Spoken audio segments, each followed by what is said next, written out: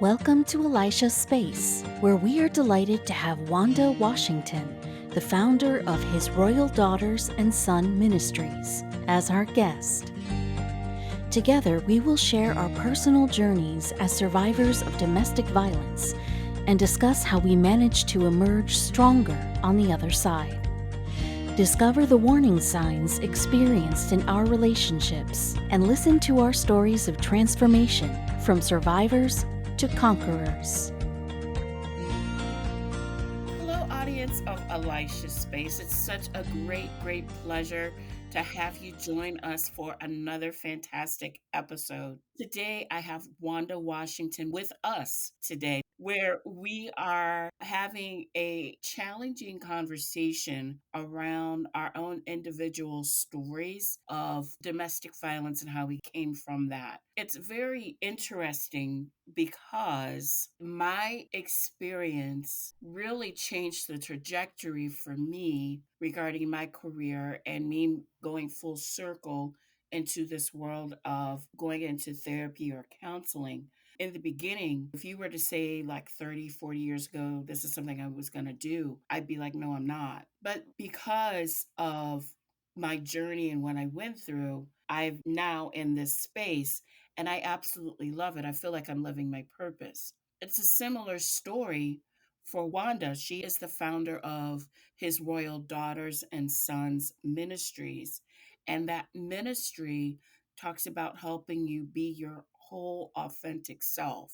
So even though we have very different stories, our stories or our experiences brought this to this place where we're moving forward in a place of wholeness and helping others to walk in a greater freedom in who they are as well. So, Wanda, I want to welcome you for being on the show. Thank you so much for joining me on this very difficult but very important conversation. So, to start, could you share a bit of your journey and what led you to become a voice for domestic violence survivors? Yeah, sure. I just want to say, first of all, thank you so much for having me. Thank you for allowing me to lend my voice, not just to you, but so that your audience can share in this journey as well. I have to say, it all started in high school when I was thrown out of a chair, Mm, and on a different occasion, I was choked. And at the time, it was all because I said, "Oh, I had a smart mouth." Didn't know what it was. But then it continued when I went to college and I was raped and in a hotel room and I didn't even recognize, like I said, what it was at that time. It right. wasn't until in my adult life and I married my high school sweetheart that I realized what I was in and what it was and what it had looked like in previously.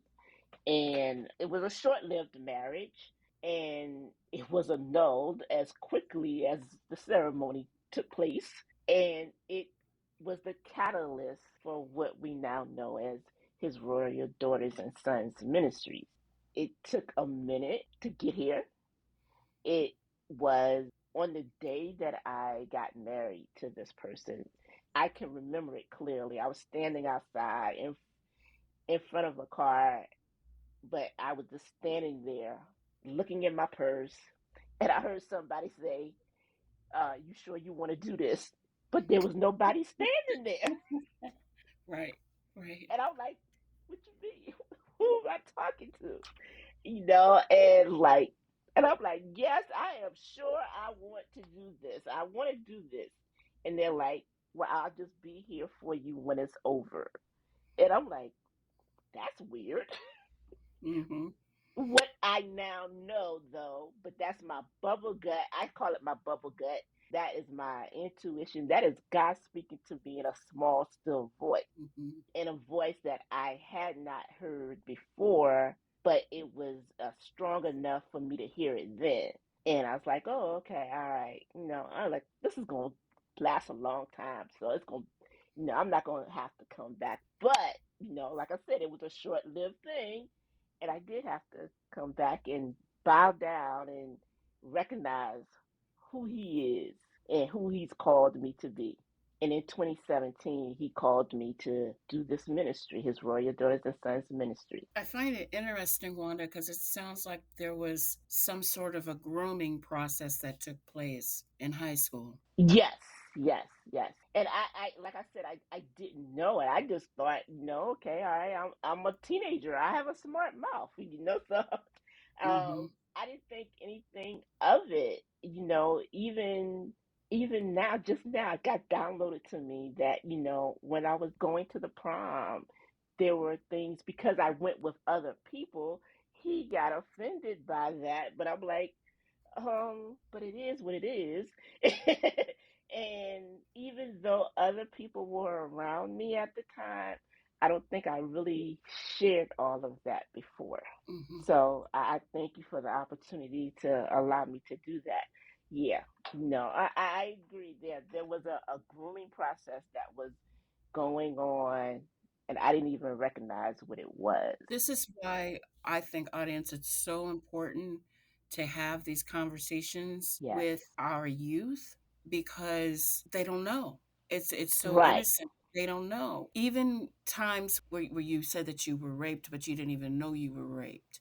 You were being raped because people weren't respecting your no. right, Yeah, that speaks volumes. right, right, And how it leads to, people ask the question, oh, well, how did that person get there? They got there, seems to be so this, so that. Well, this is right. how it happens. And it's like a little subtle, it's not like a big thing. Like, you don't, Right. like, it's It's really not subtle. It's very subtle, and subtle. and you don't know what you don't know, and Right.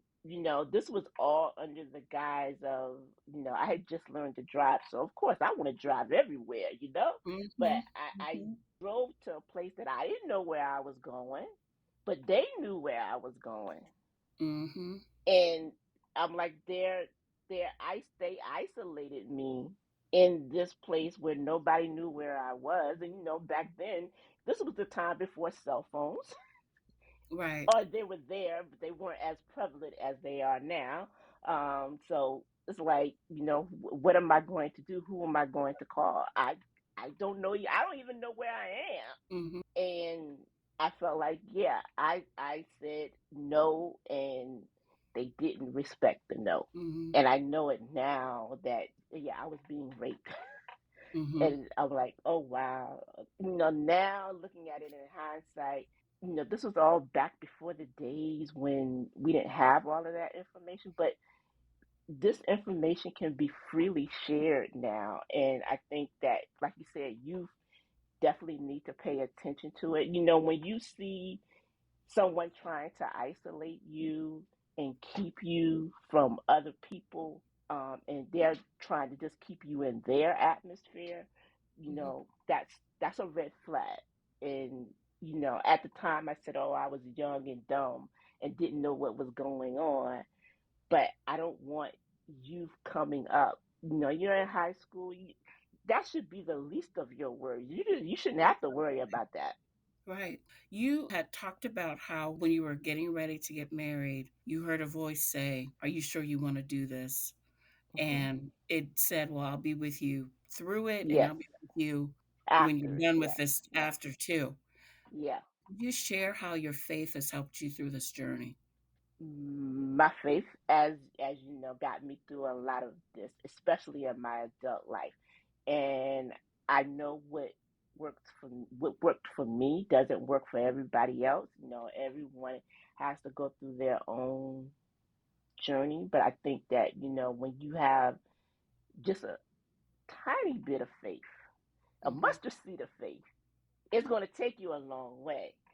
When I was younger, like I said, I kept to myself, so I didn't tell a lot of people what was going on. I didn't think it really mattered.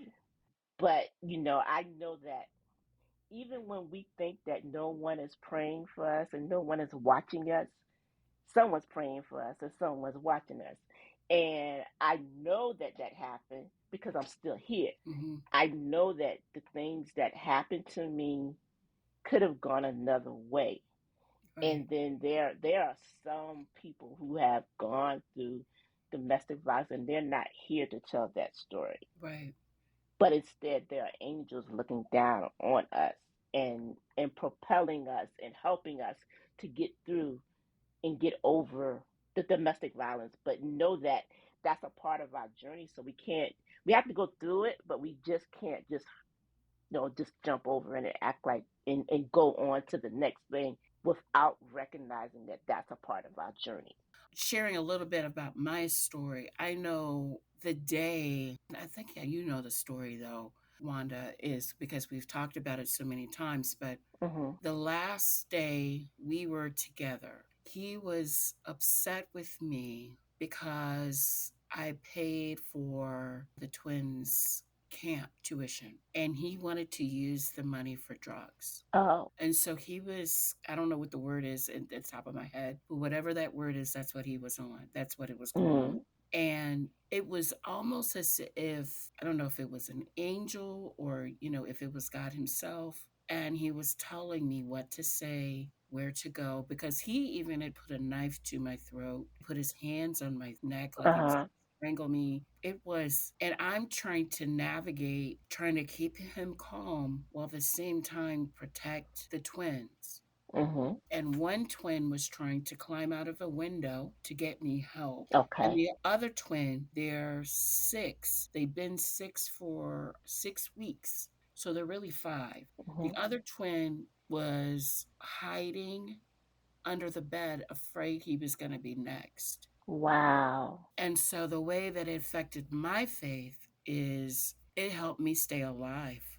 I mean, there were other instances where God would touch my heart or an angel would come, however you want to see it or say it, and it would help me say the right things or because I never knew what to expect. Mhm. Mhm. Mhm. But that day, I know God got me through that day. Right. I believe that I would be dead if it weren't by the grace of God. I shudder to think how the boys would be. Right. Right. I know now, looking back at that situation, that God's voice was with me. Mhm. He carried me through, and He was there on the other side of it. But I know now that, if it wasn't for that voice, because I know that nothing is a surprise to Him. Mhm. He knew that I would be at that place at that time. He knew what was going to come, how long it was going to last, and he Right. knew that after it, I was going to give him all the glory, all the praise. So I am so grateful for my faith, and I learned throughout all of this. I learned not just God, but the Holy Trinity, the Holy Spirit, and I know that I carry that with me each and every day. Mhm. And I got a similar thing before. It wasn't the marriage, it was Hmm. we were going to live together. Okay. And I got a similar thing that you got. I remember I was sitting in the park and felt like I was saying that this is a good idea. This isn't a good idea. Don't do this. This isn't a good idea. Mhm. Mhm. And in my own self-righteousness, please don't hear that I'm ashamed or I'm going through a beating my because I'm not. I'm not. I can't. Right. Yeah. Right. Yeah. I'm not going through that. But my own self-righteousness, what I said was, but God, you can change him. You can Right. change Right. You know what I just realized? God gives us free will. him. He Yep. tells us, like, okay, like you said, this is not a good idea. You don't want to do this. But he Yep. gives us free will to let us go ahead and do the thing that we want to do in our human form. But he's there to protecting us and guiding us through it and afterwards. And I loved him. You know what I Right. mean? Mhm. I really wanted it to work. I loved him. I had just finished college and all my friends were getting married. So Mhm. I didn't want to be one of those people that wasn't getting married, Right. Right. which I know sounds kind of lame, but that's where I was in my mindset, you know? Right, yeah. I was the same way. That's why I got married. I'm like, oh, everybody else is getting married, so I want to get married. Hmm. Now realizing the blessing that comes from being single and being Yes, healthy. right, yeah. Many survivors struggle with mental health challenges Hmm. following their experience with domestic violence. What were some of the challenges you faced and how did you address them? Girl. So by nature, I have always been one who wants to help other people and Hmm. will go out of my way for others to my own detriment. But after my experience, I became very closed off and I stayed to myself and I didn't trust anybody, which was all fine and well, right? You know, Hmm. I had this regiment that I could not leave my house to go to work until it was daylight, and I had to be back home from work before it got dark. Hmm. Hmm. And so that was interesting because I had to be to work at a certain time. I had to run errands. I had a teenage son. I was raising a teenage son at the time. Hmm. And so this was all very challenging because I'm like, okay, we got to do this between the hours of 7 o'clock and 8 o'clock or 6 o'clock. And it became very challenging when, you know, the time changed because Hmm. then I was like in the house all the time. Hmm. Hmm. And I was like, I'm not going back out there. It's dark. Can't do that. Hmm. You know, and I am hard of hearing, so I didn't get a lot of sleep because I was always waiting for whatever noise I might have heard to make sure I knew where the noise was coming from, or if someone tried to break into my house, I knew I could, you know, be able to hear it, and it just made me uneasy. And I didn't, like I said, I didn't sleep a lot, you know, so I would get some sleep and then wake up just so I could listen. And I relied on my son a lot, even though he was, you know, he was a teenager. He's living his life, and I'm relying on him to hear for me. I was like, okay, it's gonna be okay. It's gonna be okay. It's gonna be all right. I knew that I had to get through that. I just didn't know that I had to get through it at the time, of course, but Hmm. you know, I knew that that was coming and end was going to be coming in sight. It's like, believe I'll run on, just see what the end's going to be, and so you know something's coming. Something's coming. And I mean, darkness isn't going to last always, but at the time, it definitely felt like it. But I also slept with the TV on. I slept with the lights on. The good thing, I felt like I had some friends. It's good to know people who know people who know people. So Yes. I had people who poured into me who I didn't know before the situation. They knew that I needed something. They didn't know what I needed, but they knew that I needed something. And they listened to me and they sang with me and they prayed with me and they encouraged me through the process. And I think that we definitely need to realize, and I said this earlier, we may not know when people are looking or watching, but they are. Right. And they notice when things change. They Hmm. notice when you're not the same person anymore.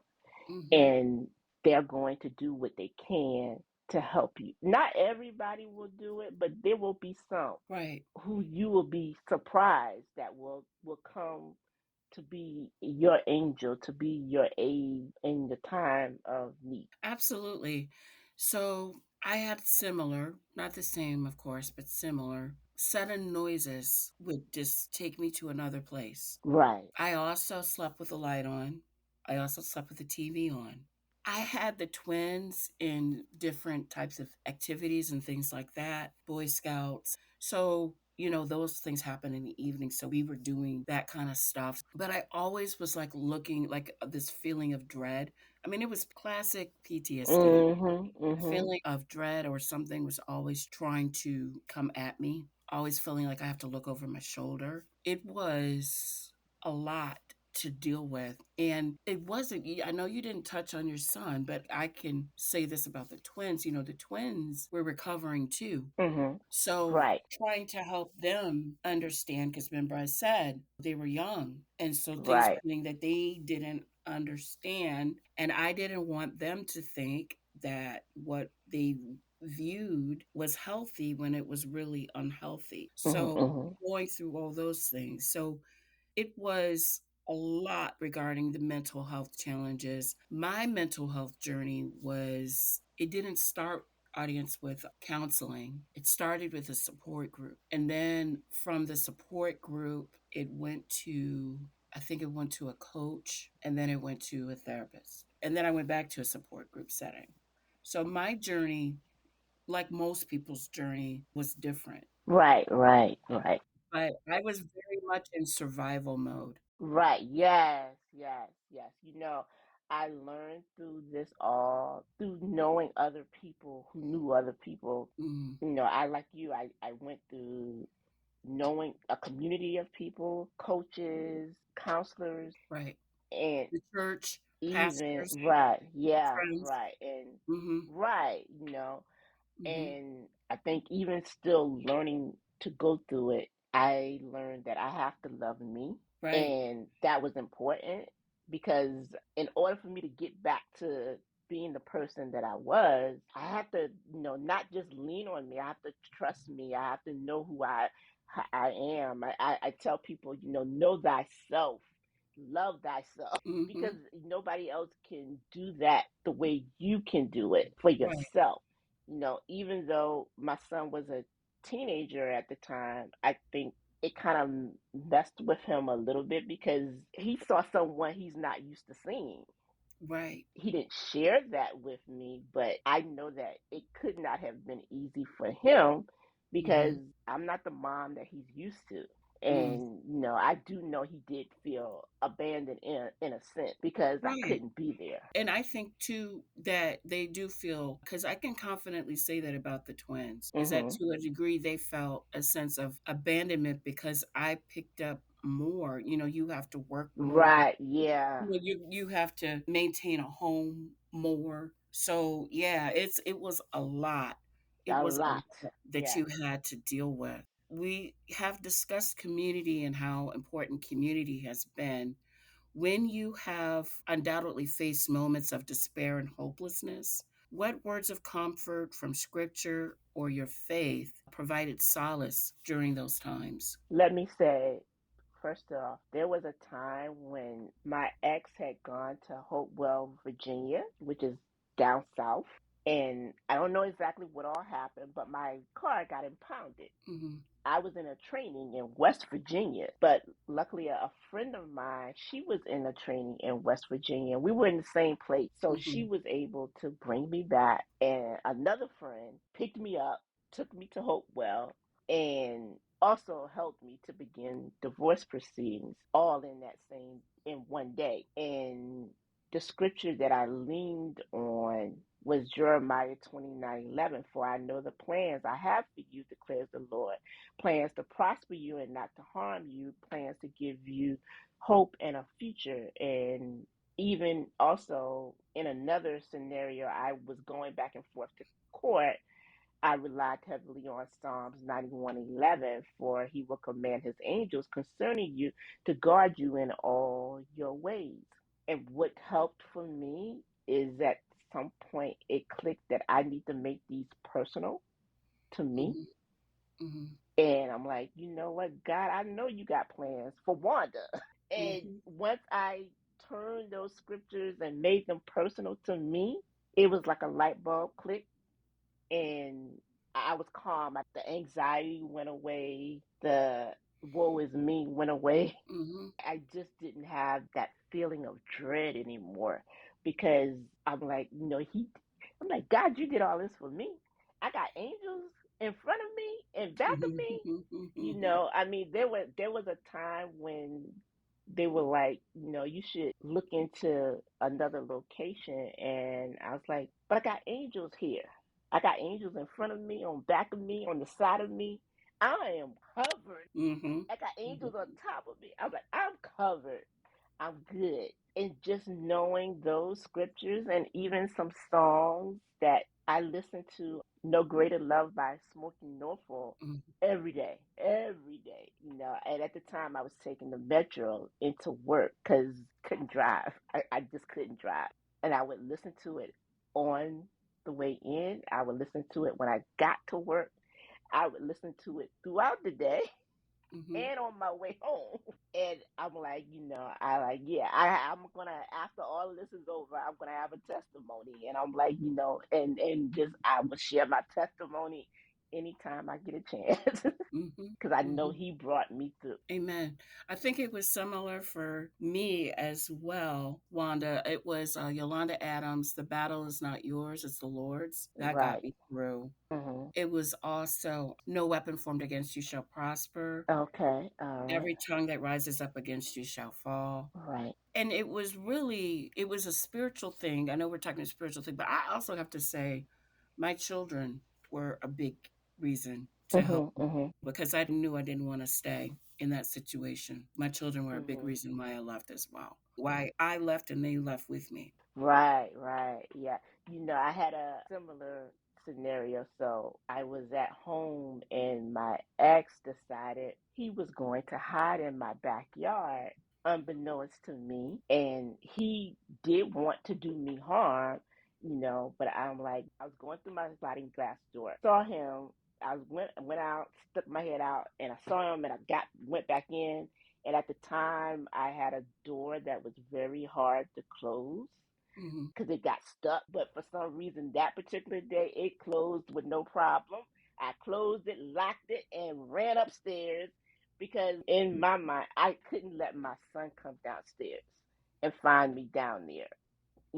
That for me, that was not going to work. And I'm like, that, knowing that gave me enough strength, one, to close that door. But I also feel that God was with me and my father was protecting me. My father is deceased now, and well, he was deceased at when all of this happened, but I felt like he was with me that day. Absolutely. So yeah, Hmm. so I'm like, even though, yeah, all of this, I felt like my son kept me going, and I knew that I just couldn't have it where he saw something that he wasn't supposed to see, or that he was hurt any more than what he was already hurt.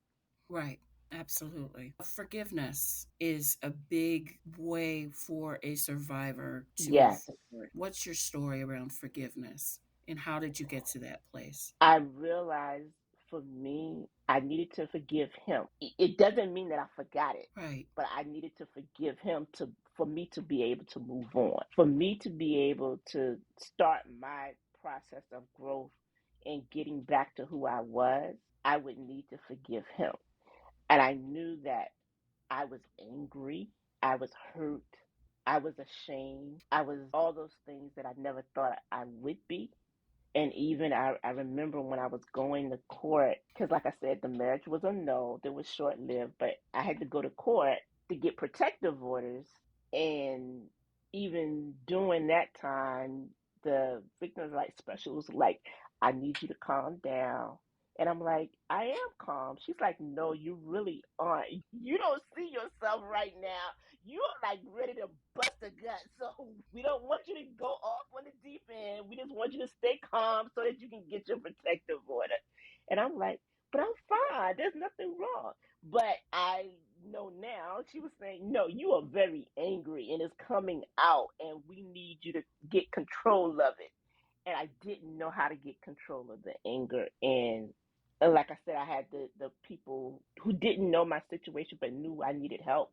They just listened to me and they let me talk. And knowing that, that kind of started to calm me down. And they gave me the encouragement that I needed to be okay. And, I would go to a church nearby my home and I would go there for Bible study. And that pastor, I did tell him sort of what's going on. I didn't tell him everything, but they encouraged me as well. So I'm like, knowing all of that and knowing that, I had to forgive him.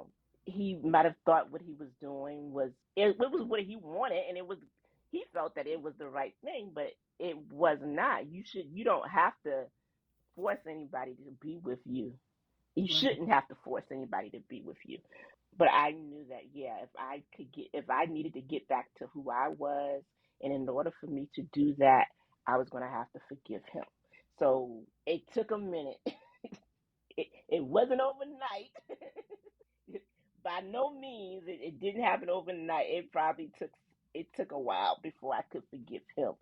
But I had to, and if I forgave him, I could also let that thing go, and I could that could my heart could be a little bit more freer. Right. And I wanted that more than I wanted to hate him. I wanted to be free more than I wanted to hate him. I think for me, it took me, I mean, the anger was just, I believe looking back, even though I didn't recognize it at the time, Mhm. I believe I was in a state of rage. I was furious. Yes. Yes. And I wasn't just furious about what happened with me, I was furious about the twins too. Yes. Yeah. Right. How he hurt my, well, they're our boys. And that's the, I didn't understand that because they're part of you, so why would you mistreat your kids? And Right. Right. remember I said my sons were young, so they're still at that cute phase, Mhm. that little Right. Yeah. little boy phase where They want they to do pull their certain cheeks. yeah, they and see, my children, so audience, we're friends, so she knows my children. So that she's imagining in her head. But yeah, they were in that cute little boy phase. So I really didn't understand it. So I was furious. I would say that, okay, so first let me give you my definition or what I believe forgiveness is. Because I've been Mhm. studying this for a while and I counsel people too. And when we talk about forgiveness, because that's a big part of healing. And forgiveness is, in my humble opinion, forgiveness is the choice of releasing the person of the offense of what was done to you. So it doesn't necessarily mean that what they did was okay. It Right. doesn't mean that you let them back in your world. I know there's a thing going on in social media where they're talking about Simone, I forgot her last name. Her mom is trying to say that she wants back in Simone's world. And Simone, in my opinion, she has a very right to say, no, I don't want you in. But people are trying to say, well, if you forgive her, you should let her in. That's not correct. You don't Right. have to let Right.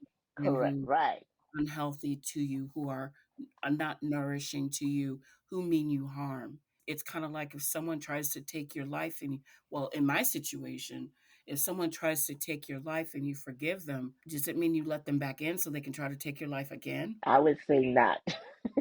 It's Mhm. choosing to do that. So I would Right. It's say choice. Right. that part of my forgiveness process was choosing to release the anger and the rage, not just for what was done to me, but for the offense that was done to my sons, Right. Yeah. Yeah. because they were the innocent ones. And, Right. you can come at me any day. Right. I'm me. I got some back. I can back myself up. You know what I mean? Like I Mhm. can handle Mhm. it. Not perfect, but I can handle it. But if you come from my children, And it's like they say, you come from a mother's child, then that's you another might see thing. you gonna see a whole different person. And whether you recognize that your actions brought harm to them or not, Mhm. it still brought harm. So once I came to a place of releasing the anger, and we can do another podcast episode, or we can do like a live on Facebook or something on YouTube where we can talk about what it took as survivors to release the anger. That could be another Mhm. Mhm. episode.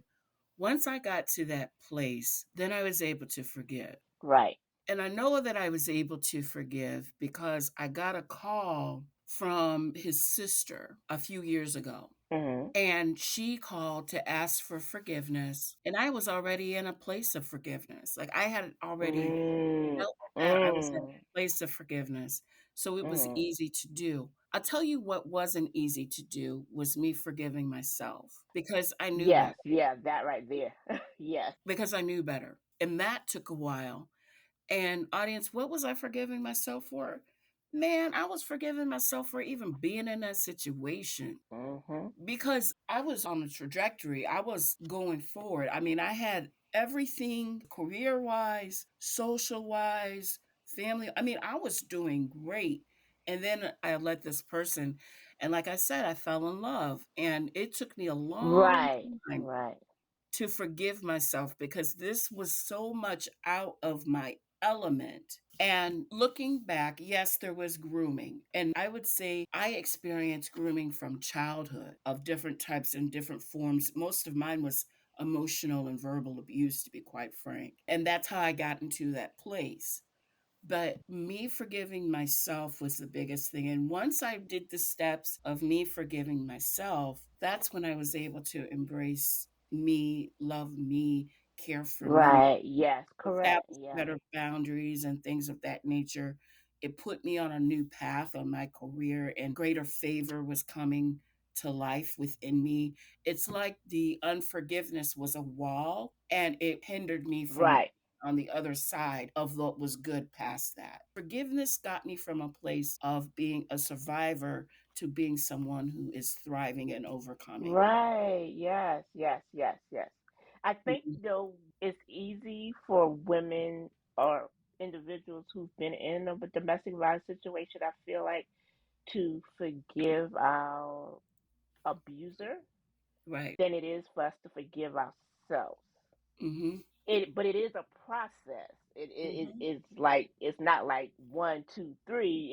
It's like it's a process. Yeah, it took me, I'm not sure. It took me, I think, over 5 or 6 years, I think, Hmm. to get to a place of forgiving my ex husband. And then for me, you double that. And I think what you said also about forgiving, because we as individuals, like the woman, we're like, oh, I can take this, but what you're not gonna do is put this on my child, Right. And Right. Animals in are like my that. case, You mess with an ant like a dog right? or Yeah, a wolf, they're young, a lion, yeah, man, you better be right. ready. And in my case, my son was not my ex-husband's son, but Hmm. I think he was jealous of him. I Right. feel like I'm sure he was jealous of him because, Similar for like, look, me. He okay, was jealous of the twins. So, right, yeah, yeah, and I'm which like, I how can didn't you be? understand. Hmm. Yeah, I don't understand that. I'm like, no, but and you're coming into this child's home where he shared it with his mom for a long time, and now you're here and you're like, oh, you're trying to just take over. No, that it doesn't work like that. Absolutely. Right. If there is someone listening right now who finds themselves in a situation of domestic violence, Hmm. unsure of how to integrate their faith in their journey towards safety and healing, what message would you like to share with them? I would like to share with them that your faith is a constant. It's consistent. It's the same today, yesterday, and forevermore. Don't just keep things bottled inside. If you have to write a letter and leave it on the altar, leave that letter there. Someone's going to pick it up. Someone's going to see what it says. They may say, "Oh, I need you to, so and so, you left this letter here," but you leave that. You put that thing on the altar. If you have, or you can find a trusted, willing vessel who can just listen to you. Don't be afraid to share because I think, like I said, even when you think people aren't watching and praying for you, they are. You'd be surprised just how many people are doing that. I think that if you know who God is in your life, if you have nothing else, you have Him. Right. And if you just say the word Jesus, he's going he's going to send something for you. It doesn't have to, we just have to have that conversation. It's just like talking to your friend. We just have a Right. conversation with him. I talk to you just like I'm talking to you. I can talk to God, and I don't have to be in an elaborate prayer closet. I could be out and about, walking down the sidewalk, and just having the conversation. Mhm. Find a place where it can bring you solace. Even if I remember, I would go and sit by the water, just seeing still water, but blue still water calmed me. And I know that felt like, okay, this is a place of calmness and peace. Mhm. It was peaceful. So that was a place for me to be. And I know that sometimes, when we get out of it, we look for those places. Now, while we're going through it may different be a little difficult, but we can do it. I mean, even if you're at work and you find that place, that someone or that person that can help you, who's going to talk to you and listen to you, you want to do that. I know when I was at work, I would like go for little walks on my lunch break. Right. I'd be surprised how far I walked, but you know. Mhm. But that was peaceful, and even in that, I had a coworker who would go walking with me. She Mhm. didn't know what I was going through, and she didn't give me, at least I'll say, she didn't give me any indication that she knew. But I don't know, maybe the walk was, let's get her out, let me, so I can talk to her and let her think about other stuff without her feeling so pressured or so down. No, so I think there are ways, there are steps that we have to go through to get back to where we want to go. Thank you, Wanda, for joining me on this show and discussing this extremely important topic and for these wonderful tips that you're supplying with the Thank audience. you. I greatly, greatly, greatly appreciate it. If they'd like to connect with you, get to know you a little bit better, how can someone connect with you if they would like to know more about his royal daughters and sons? And I believe she also does a domestic violence walkathon too. So, Right. how can Yes. people connect with you? Yes. So I will be having a 5K walk coming up next year. So stay tuned for that. I will be posting that. But I am on Facebook, Wanda Washington. I do have a Facebook group, His Royal Daughters and Sons Ministry. I also have on Instagram, I am Wanda Washington. And my email address is His Royal Daughters and Sons Ministry at gmail.com. So they can reach out to me that way. But I also have a Damsel in Defense group where we empower, protect, and educate women on keeping them safe and using non lethal products. And one of the reasons why I joined this company was because I didn't want a lethal product. I wanted a non lethal product because I didn't Hmm. want it to be used on me. So I also have that. And, we can talk more about that as well. But yeah, so I have different options, different ways people can reach me. Fantastic, fantastic. So, Can I audience, share a phone number? I'm sorry. Can I share a phone number?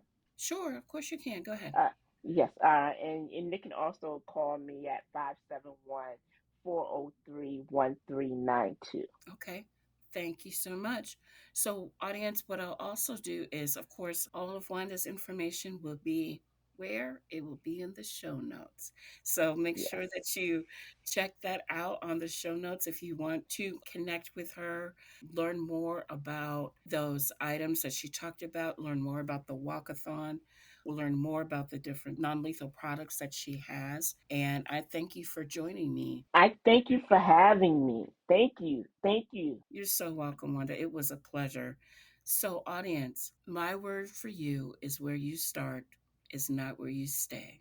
Believe me, it does get better. Just hold on just a little bit longer. And I promise you, this story that you're experiencing, there will be a turnaround and there will be victory on the other side. I am a living testament of that, and Wanda is you. Thank you for joining Elisha's Space. Thanks for listening, and we hope you'll subscribe so we can keep the conversation going. Now go move forward in your healing journey.